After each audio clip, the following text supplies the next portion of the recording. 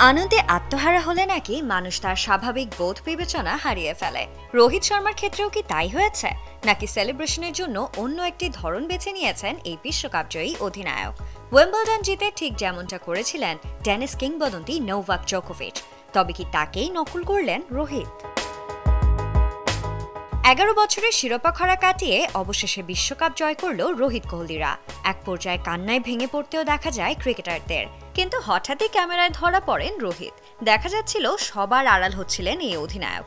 পিচের কাছে গিয়ে হাঁটু গেড়ে বসে পিচের মাটি মুখে নেন তিনি, যা কিনা ক্রীড়াক্ষেত্রের অন্যতম আইকনিক একটি সেলিব্রেশন।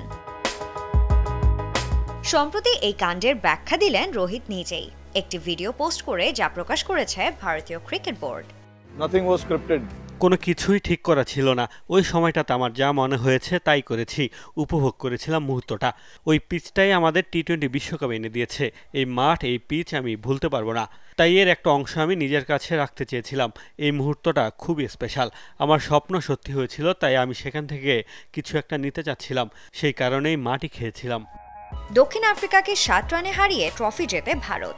এক পর্যায়ে প্রায় ছুটেই যাচ্ছিল ম্যাচ, কিন্তু সেই পরিস্থিতি থেকে টিম ইন্ডিয়াকে জেতান জসপ্রীত বুমরা, হার্দিক পান্ডিয়ারা, সেই সাথে সূর্যকুমার যাদবের অবিস্মরণীয় ক্যাচ। কেমন লেগেছিল রোহিতের সেই মুহূর্তটা? এই মুহূর্তটা বিশ্বাস করা কঠিন। এখনো গুছিয়ে উঠতে পারছি না, সবকিছু স্বপ্নের মতোই লাগছে। আমরা সত্যিই বিশ্বকাপ জিতেছি, কিন্তু আমি তা বিশ্বাসই করতে পারছি না। এটাই আবেগ, মনের মধ্যে এখনো এগুলোই চলছে। গত 29 জুন ভারতীয় ক্রিকেটের ইতিহাসে তৃতীয় অধিনায়ক হিসেবে বিশ্বকাপ জেতেন রোহিত। এর আগে কপিল দেব ও মহেন্দ্র সিং ধোনি বিশ্বকাপ জিতেছিলেন অধিনায়ক হিসেবে।